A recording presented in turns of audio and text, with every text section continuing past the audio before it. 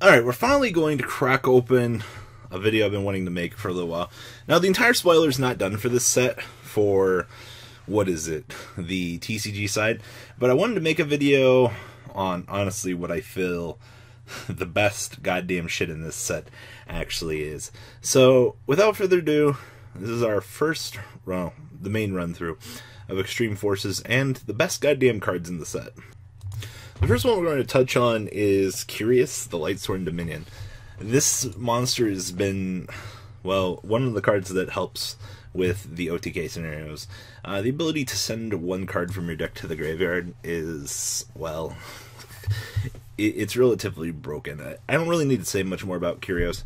Everything from the Link's Brains pack, basically, that's in this set, it has a purpose to some degree. The Gem Knight one, well, you guys know, you've seen the OTK videos with this thing. You've seen that this is a culprit of many OTKs. And the things that this thing can do in tangent with the other monsters, pretty ridiculous. Isolde, honestly, was the best damn support that they could ever try to give Noble Knights, but once again, it ended up being better warrior support in the long run, which, I mean, it is what it is, but it's a generic Link monster for warriors. I'm definitely liking what Isolde does. Cleefort Genius, once again, another excellent support card for Cleefort. It definitely ranks in like the top cards in the set, but when I start talking about the themes here in a little bit, like, there's not much else to say about this. Very excellent card. Gives you the ability, if you pendulum summon 2 into its zones at the same time, you'll be able to recruit for that fresh level 5 or higher machine. So, interesting support, and in its own regard. I definitely, I like what they were trying to do with this thing, but once again, it kind of fell short. Heavy Metalfoes Electromite, best damn card in the set, hands down. Sakuya is excellent for what it does, but Sakuya is one of those cards that generally is going to be regarded as degenerate.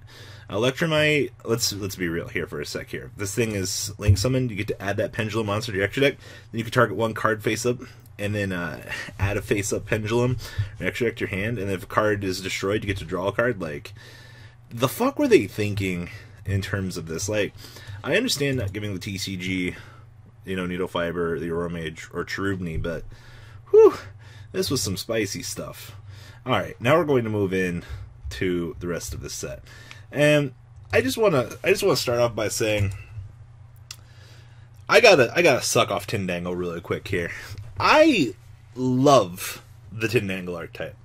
I think the cards that they have for a flip effect based archetype, this shit is spicy. Like, just, it's what crawlers should have been. And when you're looking at Extreme Forces outside of the generic onslaught of Link monsters, you have, what, the Mystical Cerberus archetype, Jack Knights, and the Tindangles are the biggest things to look at in this set. And if I know Konami like I think I know Konami, Tindangle stuff's going to be very cheap. This deck has a lot of potential in and in itself just as a really fucking annoying stall deck. And if anything in the game can be slowed down, this deck could probably do it. So, the flip effect on this guy, once again, it is a flip effect, so bear with me here. You can special summon one flip monster from your hand or graveyard in face-down defense mode, except for Tindangle Angle. And then its effect, then if the effect is activated during your opponent's battle phase and the battle phase. This card's actually pretty fucking ridiculous. If your opponent attacks into it while they don't attack this for some reason, I mean, do you have some broken spell card that redirects attacks? Maybe. But, once again, for an archetype that just is as good as it is, the Tindangle base card, if you control a set monster, you can special summon this card from your hand in defense mode. And then you can only special summon when Tindangle base garden up once per turn, which is fine. If a monster is normal special summoned to a zone an opponent's Link monster points to while this monster is on the field during the damage step, you contribute this card and special summon one Tindangle from your hand or deck in face up attack or defense mode. Very interesting that they gave this the beam out effect and it acts like a lone fire.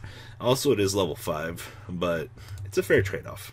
Tindangle Hound, Flip, you can target one other monster on the field. This card gains attack equal to that original monster's effect or attack, and then you get to beam it to face down defense mode.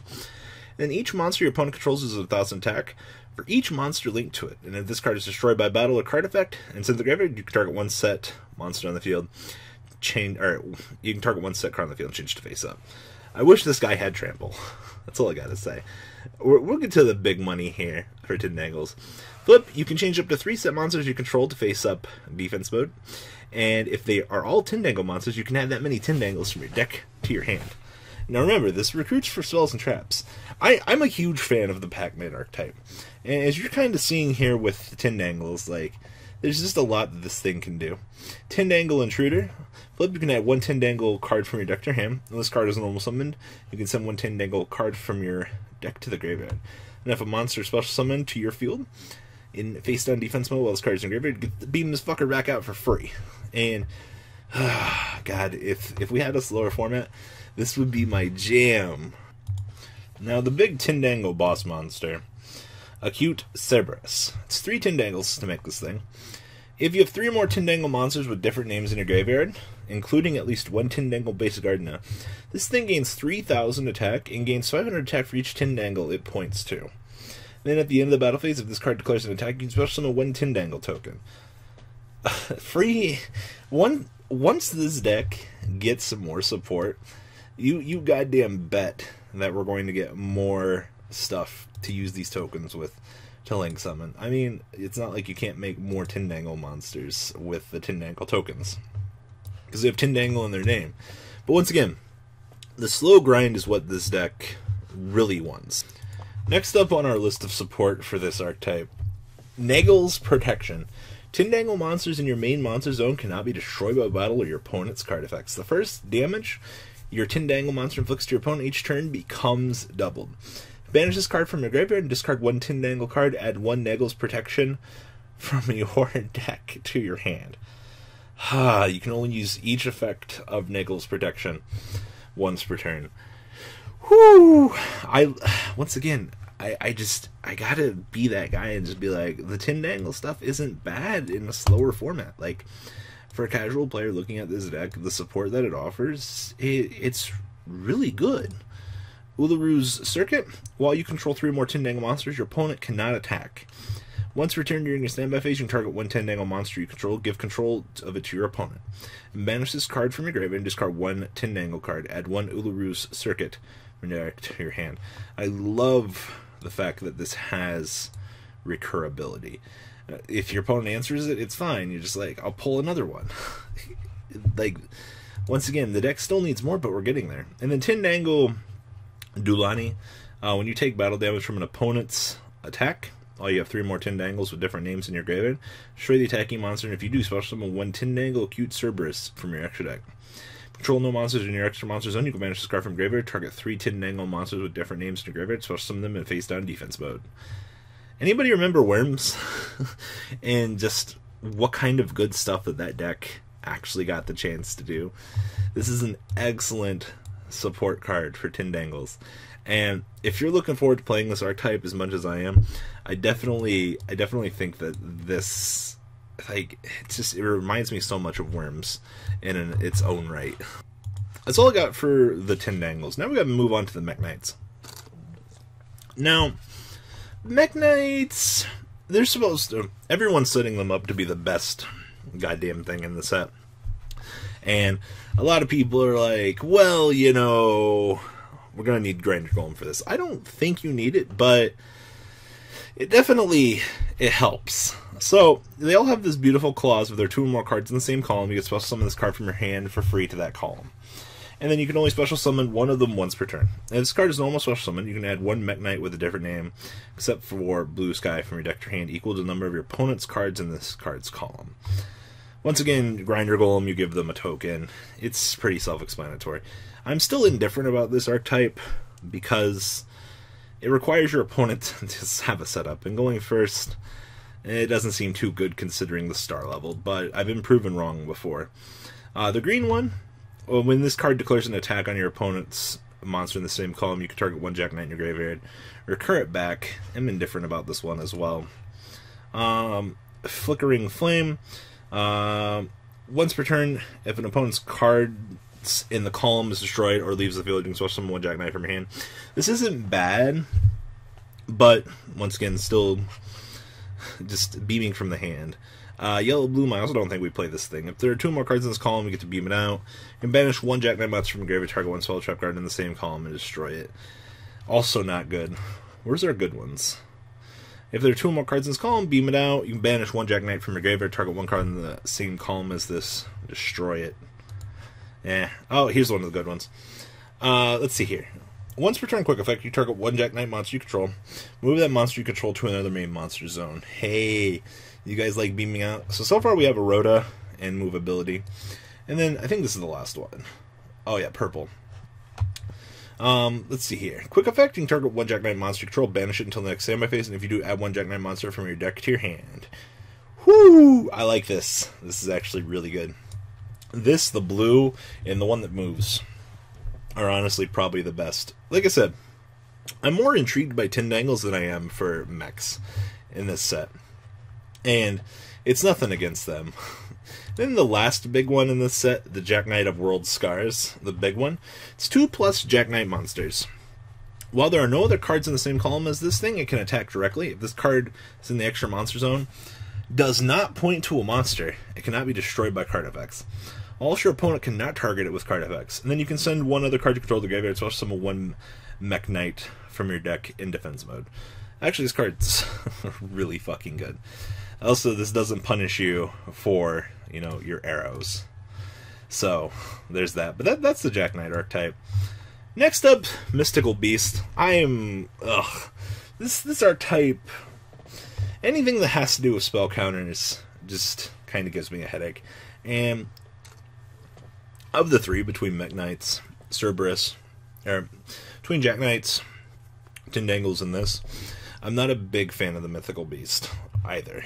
But for the sake of this archetype, they all basically revolve around destroying the other one in the other zone. There was some really cute stuff you could do with these, from what we had initially seen them do, but for all intents and purposes, if you have no other cards in your pendulum zone, you can target one card you control and place a spell counter on it and destroy it, and then poop, this thing dies.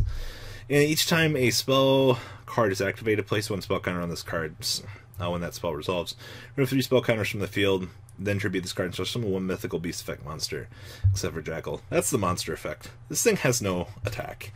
Keep that in mind. They all have this clause. This one will allow you to target another spell trap card, destroy both, which isn't bad. The monster effect, when your opponent normal special summons a monster, remove 3 spell counters from the field, special summon this card from your hand, then return a monster your opponent controls to the hand. You only can use that effect once per turn. Each time a spell card is activated, get a free spell counter. This thing's level 4, it's a little bit better. It's not particularly good. Medusa. Once again, you target one other card in your graveyard and place a spell counter on this card, destroy this card, and if you do, special summon that monster. This thing's actually not bad. And if you do, place one spell counter on it. So this will allow you to put spell counters on essentially anything. Once again, we have that same clause. Each time a spell card is activated, place one spell counter on it when this effect resolves. That's their basic monster effect, it seems. During the battle phase, remove 2 spell counters from this card, target one face a monster on the field. Its attack and defense become half until the end phase. Ugh. I don't know, like, I'm not too interested in this. Just because, like I said, spell counters, they tend to not do anything. No other card in your pendulum zone, destroy this, and if you do, shuffle one face-up spellcaster pendulum monster from your extra deck into your deck, and then draw a card. This isn't bad, but it's also got to shuffle in a spellcaster. Each time a spell card is activated, you get to place a spell counter on this guy. Yay! Thank God pendulum scales for spells. Remove 3 spell counters from this card. Turn one Mythical Beast from your pendulum zone or face up from your extra deck to your hand. Where's the good one? This is one of the good ones. If you have no other cards in your pendulum zone, you can destroy this, and if you do, special summon one face of Mystical Beast Cerberus from your extra deck. I like that. Each time a spell card is activated, place 2 spell counters on this guy. After that spell resolves, and when your opponent activates a monster effect, remove 2 spell counters from this card, negate that activation if you do, destroy it. Level 6, baby. It's pretty good. And this is the other good one, Master Cerberus. No other cards in your other pendulum zone, destroy this, and if you do, add 1 level 7 or lower Mythical Beast from your deck to your hand. Hey, you get to recruit the other guy. And then each time a spell card is activated, this thing gets 2 spell counters. Can't be destroyed by card effects. And there are 4 more spell counters on the field. Once turn, remove 4 spell counters from the field. Target 1 monster your opponent controls. Banish it face up, and if you do, this card gains attack equal to the original attack of that opponent's monster until the end of the opponent's next turn. This card is fucking value. But you gotta remember, not every good card is going to be available right off of the bat. Inspect Border. This goes in my top 5 best cards in this set. Because let's be real, the fact that this thing reads each turn, each player can only attempt to activate monster effects up to the number of cards that they control. So Ritual, or hold on, it's on the field actually. So it's Ritual, Fusion, Synchro, Xyz, Pendulum, and Link. It doesn't really do much to Pendulum Edition, unfortunately, because it does have the Pendulum clause in there. But if you're against Burning Abyss or other decks in the format, this card is a giant fuck you to them. And having played Stun in the OCG and watching the format, this card definitely lives up to its reputation, just because, like, it's such a power blowout for what it does, and it's 2,000. Why did they print this? I don't understand. Fucking Yu-Gi-Oh! Definitely, though, I'm expecting these to be settling at $20, because considering it is a secret in this set. But sometimes this game can confuse me. But remember, the set does get an unlimited printing, so keep that in mind. Rockets do get more support as well. When a Link monster effect is activated, it targets this face-up card on the field. Quick effect, you get to destroy this guy and then destroy 1 monster in the same column as the zone this card was in. And if there was a monster in a zone adjacent to this guy, horizontal to that monster, destroy more monsters. During the end phase of this card is in your graveyard destroyed by battle or card effect this turn, you can special summon 1 rocket from your deck. Hey, maybe rockets will get there. When a Link monster effect activates, targets this guy, hey, Borreload, destroy this card and then destroy all the cards your opponent controls in the same column as the zone. Then during the end phase, special summon another rocket. You know, maybe we're getting there. Next up, Revolve Boot Sector. All rocket monsters on the field gain 300 attack and defense, and you can only use the following effect of this thing once per turn. So you can activate one of these effects. So summon up to 2 rocket monsters with different names from your hand. And if your opponent's monster, if your opponent controls no monsters, and you can special summon 1 rocket monster with a different name from your graveyard, up to the surplus. Once again, that very beautiful wording, surplus. If your opponent's got 4, you got 1. Congratulations, you get special summon 3. It's actually just pretty insane what this thing actually can do. Fucking, why did Konami have to make this? I think the last support card was Boral Refrigerator. Tribute 1 rocket monster and target 1 Boral Link you control. Equip this card to it to gain the following effect. Once per turn, quick effect. Target 1 monster on the field. This turn, it cannot be destroyed by a battle card effect. So this isn't too great for the archetype, honestly. Not as good as the field spell, but they're trying with this.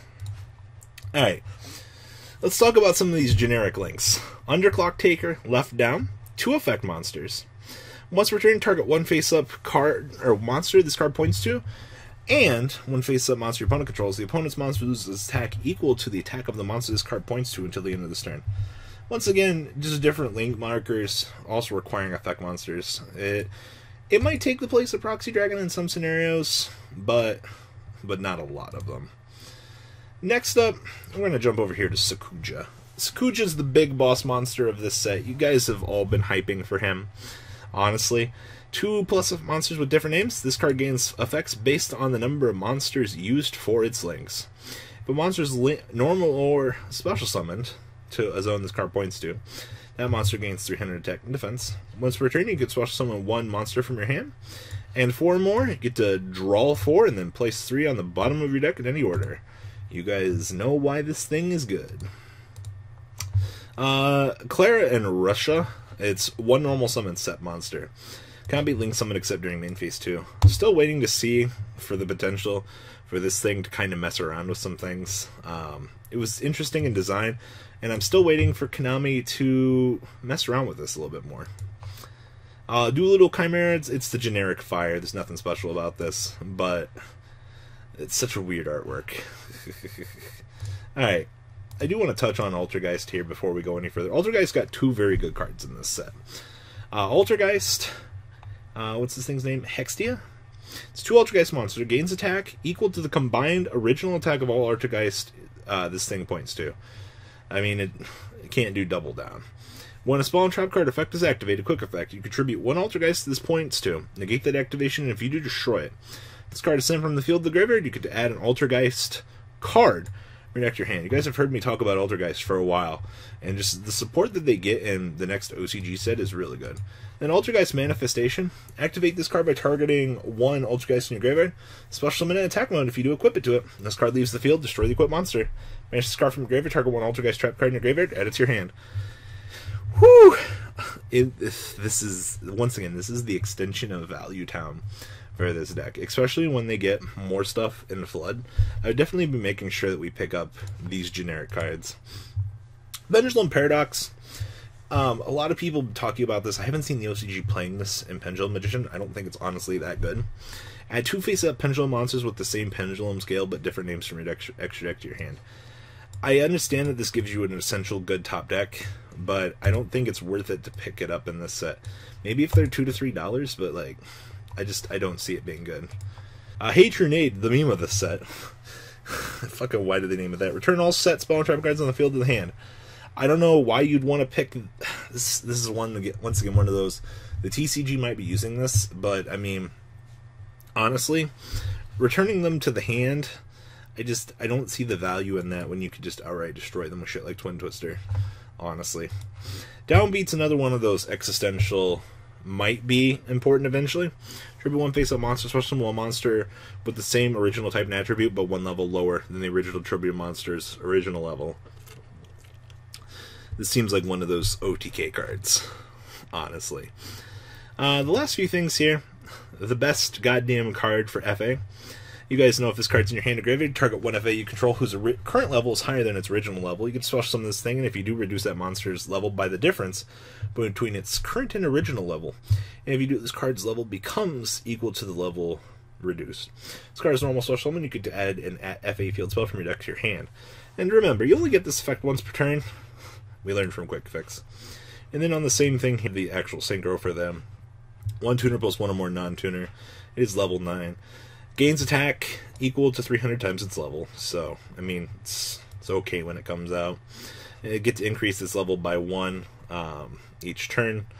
Let's see here. Level 11 can't be destroyed by a card effects. Level 13 or higher once per turn. Target 1 FA in your graveyard, so I'll summon it.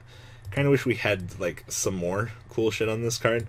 But we don't. FAs, if you're going to pick them up, do it because everything's been low rarity so far. And you have no reason to not have a bunch of common playsets laying around just in case. Of course, you guys know about the beautiful Vendreads, Battle Lord, Core, Charge, and Revolution. I don't believe any of these are a particularly high rarity. I would definitely go back and do a backlog for these in general. Because Battle Lord is good. And I've already shit on it. I'm going to continue to, because it doesn't say during either player's turn, only for the one. Basically, you'll ritual summon it, use the effect, cool your turn, ends, your opponent gets to monster effect you to death. Vendreads are getting there. I have a lot of hope for this deck. But once again, the best stuff available for this deck, we have one more set of support. We'll see where it goes. There are a lot of good themes in this set overall, honestly. You know, Tin Nagels is the one I'm going to go for. Cerberus is going to be a little bit more expensive. Mech Lords are probably going to be the most competitive, honestly. And you've got your backline pipe dreams of the TCG exclusives here. You know, you shouldn't have any excuse not to have FAs laying around. Just considering how absurdly cheap the deck core is. You know, I do have to say that this set, the player base in terms of value and everything in it, a lot of people are disregarding this set as a very expensive set. You should be able to get everything in here besides Inspect Border.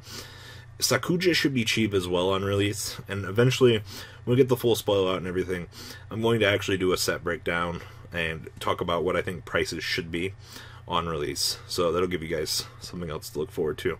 So the set does have hope, bunny ears, hope, but It's mainly for casual to intermediate players, honestly, just for those more fun, interesting archetypes. But from a competitive standpoint, the set doesn't do a lot, so we'll have to wait and see. I know you guys like to argue that the Link monsters help out.